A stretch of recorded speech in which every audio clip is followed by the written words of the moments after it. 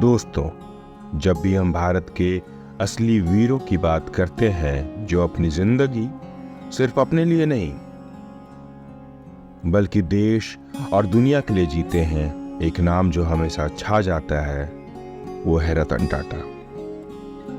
एक ऐसा व्यक्ति जिन्होंने बिजनेस के मैदान में ही नहीं बल्कि इंसानियत के मैदान में भी अपना नाम अमर किया है। उन्होंने अपने सपनों को सच कर दिखाया, लेकिन उन सपनों को अपने लिए नहीं बल्कि भारत के हर नागरिक के लिए जिया। आज stardom chronicles with Nikshay Maurya में हम बात करेंगे रतन टाटा के सफर की। एक कहानी जो हमें सिर्फ प्रेरणा नहीं देगी बल्कि हमें यह भी सिखाएगी कि असली ग्रेटनेस क्या होती है। ये कहानी है बिजनेस के एक स्टॉलवर्ट की, एक देशभक्त की और एक विजनरी लीडर की जो अब हमारे बीच नहीं रहे।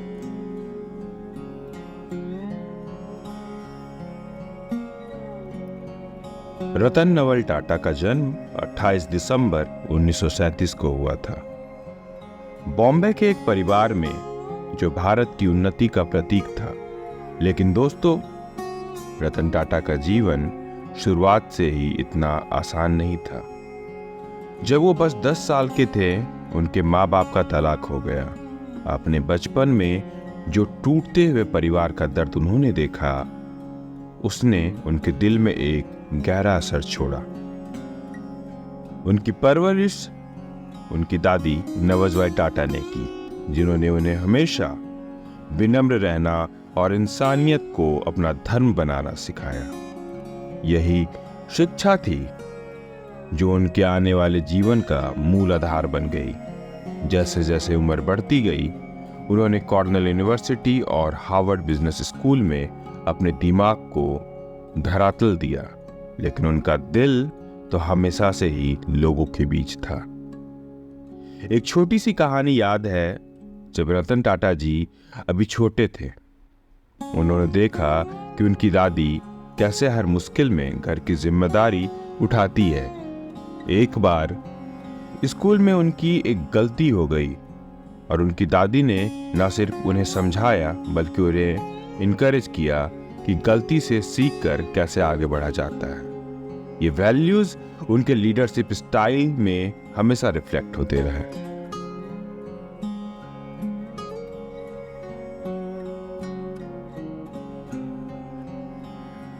रतन टाटा के जीवन में हर छोटी जीत के पीछे बड़े स्ट्रगल्स छुपे हुए हैं। उन्होंने अपना करियर 1962 में टाटा स्टील के एक जनरल वर्कर के रूप में शुरू किया, जहां उन्होंने इंडस्ट्री की छोटी से छोटी डिटेल्स को समझा।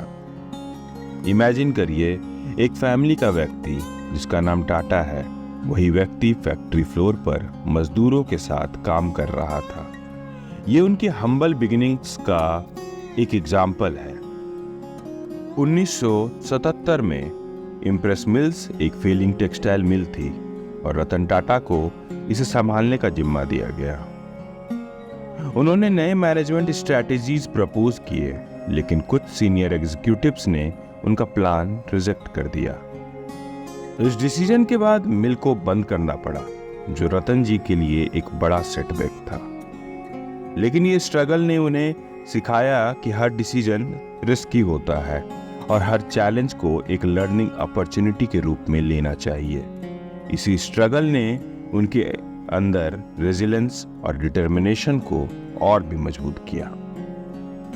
एक और यादगार पल था जब उन्होंने अपनी पहली लीडरशिप रोल में अपने एम्प्लॉयज को मोटिवेट करने के लिए उनके साथ खड़े होकर उन्हें इनकरेज किया।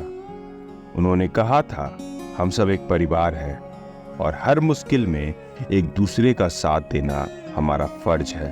ये उनके कंपैशनेट लीडरशिप का एक मिसाल था, जो उनके एम्प्लॉयज के साथ उनकी गहरी समझ को दिखाता है।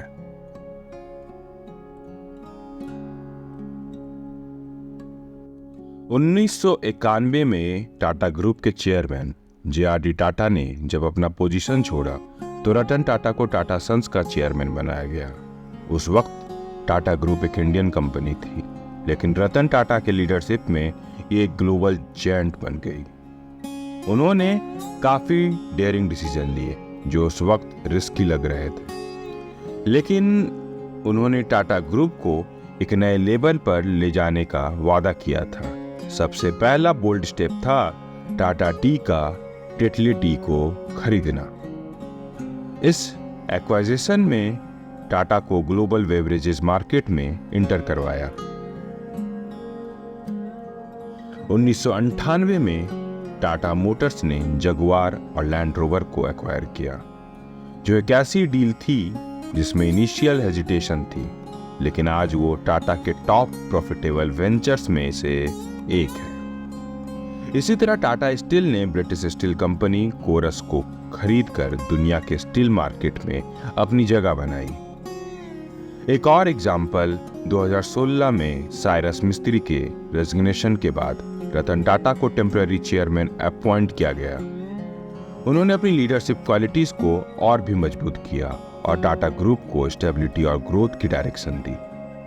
उन्होंने हमेशा ये बिलीव किया कि लॉन्ग टर्म विजन से ही सस्टेनेबल ग्रोथ पॉसिबल है, और इसलिए उन्होंने टाटा ग्रुप को डाइवर्सिफाई किया और हर सेक्टर में इनोवेशन को प्रमोट किया। ये सिर्फ बिजनेस डिसीजंस नहीं थे, ये रतन टाटा का विजन था, उनका सपना था एक ट्रूली ग्लोबल टाटा ग्रुप का। और ये सब उन्होंने इसलिए किया क्योंकि उनका मानना था कि अगर आपको ग्लोबल लीडर बनना है तो आपको दुनिया के बड़े प्लेयर्स के साथ compete करना पड़ेगा।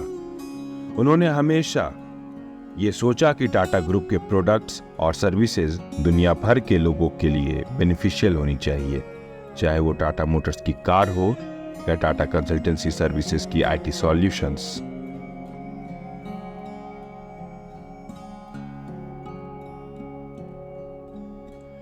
दो 2008 में रतन टाटा ने एक ऐसा कार डिजाइन किया जो सिर्फ सपना था करोड़ ऑफ इंडियंस के लिए। टाटा नैनो, दुनिया की सबसे सस्ती कार जो सिर्फ $2200 में मिलती थी। इस कार का बेसिक आइडिया था इंडिया के लोअर मिडिल क्लास के लिए एक सेफ, रिलायबल और अफोर्डेबल व्हीकल बनाना। एक बार जब रतन टाटा ने देखा कि कैसे एक छोटी फैमिली एक मोटरसाइकिल पर ट्रैवल कर रही थी, उनको लगा कि लोगों के पास अफोर्डेबल और सेफ ऑप्शंस होने चाहिए। इस आइडिया को लेकर उन्होंने अपने इंजीनियर से कहा, हम एक ऐसी कार बनाने वाले हैं जो आम आदमी अफोर्ड कर सके। उन्होंने मिनिमलिस्ट डिजाइन किया, कॉस्ट इफेक्टिव मटेरियल्स और एफिशिएंट मैन्युफैक्चरिंग प्रोसेस को इम्प्लीमेंट किया। टाटा नैनो को लॉन्च करते वक्त उन्होंने पीपल्स कार के नाम से इसे प्रेजेंट किया।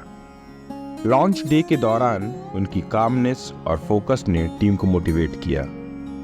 एक इंटरव्यू में रतन टाटा ने कहा था, नैनो सिर्फ एक कार नहीं है, ये एक मूवमेंट है, ये सभी के लिए एक अपॉर्चुनिटी है अपनी मोबिलिटी को इनहैंस करने की बिना किसी फाइनेंशियल बर्डन के। ये कार केवल एक इंजीनियरिंग मार्वल नहीं थी, ये उनकी सोच को दर्शाती है कि बिजनेस का असली मकसद सिर्फ प्रॉफिट्स कमाना नहीं होता, बल्कि सोसाइटी को कुछ देना भी होता है।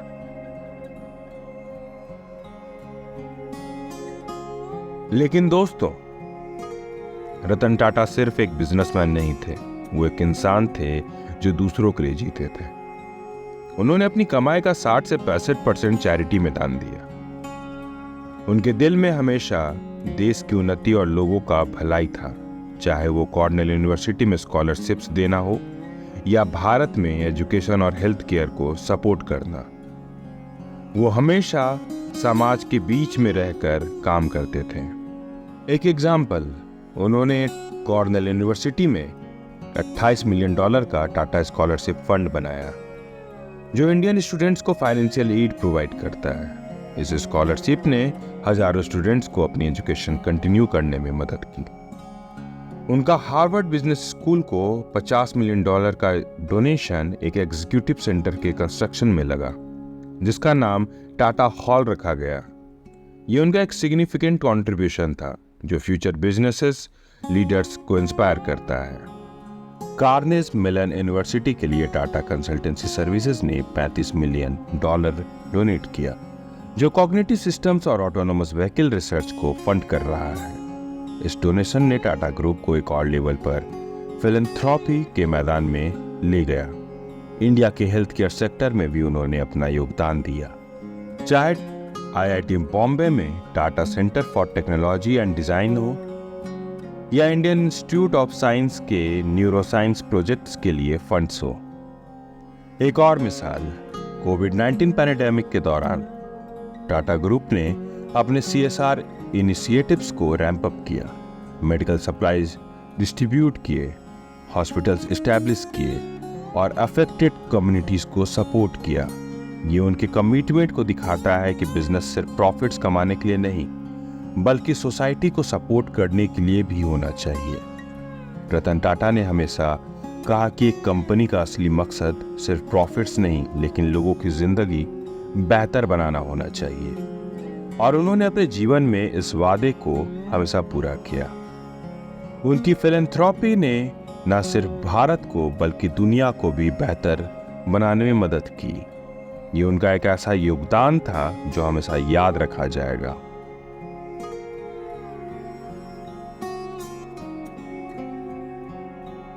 रतन टाटा के लीडरशिप स्टाइल के बारे में अगर बात करें तो उनका एक फेमस कोट सब कुछ कह देता है। I don't believe in taking the right decisions. I take decisions and then make them right. उनकी लीडरशिप एक मिक्स थी इनोवेशन, एथिक्स और बोल्ड डिसीजंस मेकिंग का। उन्होंने हमेशा लॉन्ग टर्म गोल्स को टारगेट किया और कभी भी शॉर्ट टर्म प्रॉफिट्स के लिए अपने प्रिंसिपल्स का समझौता नहीं किया। एक बार जब टाटा मोटर्स ने टाटा नैनो लॉन्च करने का डिसीजन लिया तो काफी लोगों ने इसे रिस्की समझा, लेकिन रतन टाटा ने अपनी टीम को मोटिवेट किया और रिसोर्सेज एलोकेट किए ताकि ये प्रोजेक्ट सक्सेसफुल हो सके। उन्होंने कंटिन्यूअस इंप्रूवमेंट और इनोवेशन पर फोकस किया, जिसकी वजह से नैनो को मैन्युफैक्चरिंग्स और सेल्स में इंप्रूवमेंट मिली। ये एग्जाम्पल उनके प्रोएक्टिव और सॉल्यूशन ओरिएंटेड अप्रोच को हाईलाइट करता है। उन्होंने कभी अपने काम के जरिए अननेसेसरी फेम या पब्लिसिटी नहीं चाहा। वो हमेशा अपने काम को अपनी आइडेंटिटी बनाने में विश्वास करते थे। उन्होंने हर जगह ये साबित किया कि एक लीडर तभी सक्सेसफुल होता है जब वो अपनी वैल्यूज के साथ कॉम्प्रोमाइज ना करे। एक और मेमोरेबल मोमेंट था जब 26/11 मुंबई अटैक्स हुए। रतन टाटा ने अपनी लीडरशिप और कंपैशन दिखाई, अपने एम्प्लॉयज और विक्टिम्स के साथ खड़े होकर उन्हें सपोर्ट किया। उन्होंने अपने पर्सनल रिसोर्सेज से विक्टिम्स को हेल्प किया और क्राइसिस मैनेजमेंट में अपनी एक्सपर्टाइज लगाई। ये उनकी ट्रू लीडरशिप का एक मिसाल था जो उनकी ह्यूमैनिटी को दिखाता है।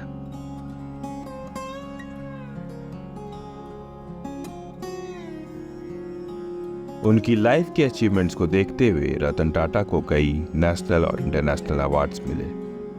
उन्हें 2000 में पद्म भूषण और 2008 में पद्म विभूषण से सम्मानित किया गया। महाराष्ट्र भूषण और आसाम वैभव जैसे स्टेट अवार्ड्स भी उन्हें मिले उनके मेडिकल और सोशल वर्क के योगदान के लिए। एक और मिसाल, ऑस्ट्रेलिया ने उनको ऑनरी ऑफिसर के रूप में ऑर्डर ऑफ ऑस्ट्रेलिया AO से सम्मानित किया। इंडिया ऑस्ट्रेलिया के कॉमर्स और फिलैंथ्रोपी में उनके योगदान को रिकॉग्नाइज करते हुए इस अवार्ड को रिसीव करते वक्त रतन टाटा ने कहा, यह अवार्ड मेरे लिए एक रिकॉग्नाइजेशन हो, लेकिन असली सक्सेस तो उन लोगों की है जिनके साथ मैंने काम किया और जिन्हें मैं इंस्पायर कर पाया। ये उनकी ह्यूमिलिटी और ग्रैटिट्यूड को दिखाता है। Harvard business school, Carnegie Mellon university और कॉर्नेल यूनिवर्सिटी में उनका नाम हमेशा याद रखा जाएगा। ये अवार्ड्स उनके प्रोफेशनल एक्सीलेंस और सोशल इम्पैक्ट को रिकॉग्नाइज करते हैं, जो उनकी कहानी को और भी इंस्पिरेट बनाते हैं।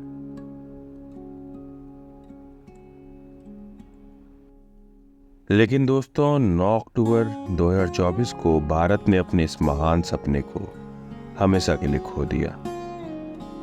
रतन टाटा जो अपने जीवन का हर पल देश के लिए जीते थे, मुंबई के ब्रीच कैंडी हॉस्पिटल में अपनी अंतिम सांस ले चुके थे। जब उनका देहांत हुआ तो सिर्फ एक व्यक्ति नहीं गया, एक दास्तान खत्म हुई, एक कहानी जो उन्होंने अपने जीवन के हर कदम पर लिखी थी। रतन टाटा के जाने से एक पूरी पीढ़ी का अंत हो गया। उनका जाना सिर्फ उनके परिवार या टाटा ग्रुप के लिए नहीं, पूरे देश के लिए एक अपूरणीय क्षति थी। देश ने एक ऐसे व्यक्ति को खोया जो हमेशा समाज के भलाई के लिए काम करता रहा। रतन टाटा ने हम सबको ये सिखाया कि असली ग्रेटनेस सिर्फ अमीर बनने में नहीं, बल्कि लोगों की जिंदगी में बेहतर बदलाव लाना होता है। जब रतन टाटा की अंतिम यात्रा हुई तो हजारों लोग उनका आखिरी दर्शन करने आए। सोशल मीडिया पर ट्रिब्यूट मैसेजेस फ्लड होने लगे। एक 20 साल पुराना टाटा मोटर्स का एम्प्लॉय लिखता है, आज जो कुछ भी हूं रतन सर के वैल्यूज की वजह से हूं। एक और पोस्ट आई, टाटा का नमक खाया है और उनका दिया हुआ ईमानदारी का लेसन कभी नहीं भूलेंगे।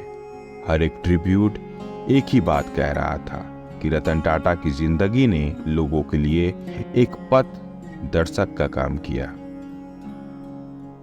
उनके जाने से एक ऐसा शून्य बन गया जहां उनके सपने और उनकी लीडरशिप की जगह अब सिर्फ मेमोरीज और लेगेसी रही।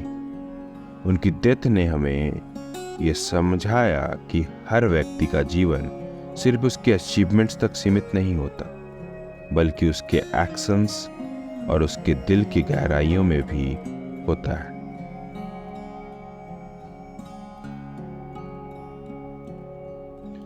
रतन टाटा का सफर एक सिंपल लेगेसी नहीं है। उन्होंने सिर्फ एक बिजनेस एम्पायर नहीं बनाया, उन्होंने एक ऐसी सोच दी जो हर इंडियन के लिए इंस्पिरेशन। उनके लाइफ का मोटो था गिव बैक टू सोसाइटी, और उन्होंने हर कदम पर इसको पूरा किया। उनके इनिशिएटिव्स जैसे मेंटरशिप प्रोग्राम्स और लीडरशिप ट्रेनिंग फ्यूचर जनरेशन को इंस्पायर करते हैं कि वो भी एक इम्पैक्टफुल लीडर बन सके। उनकी लेगेसी आज भी हर टाटा एम्प्लॉय में उनके वैल्यूज और प्रिंसिपल्स को कैरी फॉरवर्ड कर रही है। एक फाइनल एग्जाम्पल, उनके लीडरशिप में टाटा ग्रुप ने हर नए प्रोजेक्ट में एथिकल प्रैक्टिसेस को प्रायोरिटाइज किया, चाहे वो ग्लोबल एक्वाइजेशन हो या लोकल कम्युनिटी प्रोजेक्ट्स। ये उनकी लेगेसी है जो आने वाली पीढ़ी को गाइड करती रहेगी। रतन टाटा का जाना सिर्फ एक व्यक्ति का जाना नहीं था, ये उन वैल्यूज का टेस्टामेंट था जो उन्होंने अपनी पूरी जिंदगी में फॉलो की। उनकी लेगेसी एक ऐसे भारत का सपना दे गई जो प्रोग्रेस और ह्यूमैनिटी के संग चलता है। उनका नाम हमेशा एक हीरो के रूप में लिया जाएगा, एक ऐसे लीडर के रूप में जो बिजनेस के मैदान में नए आइडियाज लाए और समाज को अपना हिस्सा दिया। उन्होंने एक बार कहा था, if you want to walk fast walk alone, but if you want to walk far walk together. ये उनका एक संदेश था कि सफलता सिर्फ अपने लिए नहीं, बल्कि देश के हर नागरिक के लिए होनी चाहिए।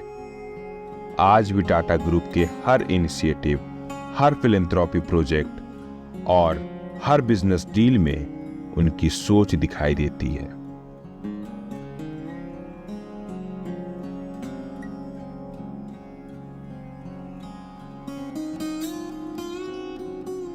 दोस्तों, रतन टाटा की कहानी एक कहानी नहीं है, एक प्रेरणा है। उन्होंने अपने जीवन के हर पल में लोगों को पहचान दी, उन्होंने भारत का नाम ऊंचा किया।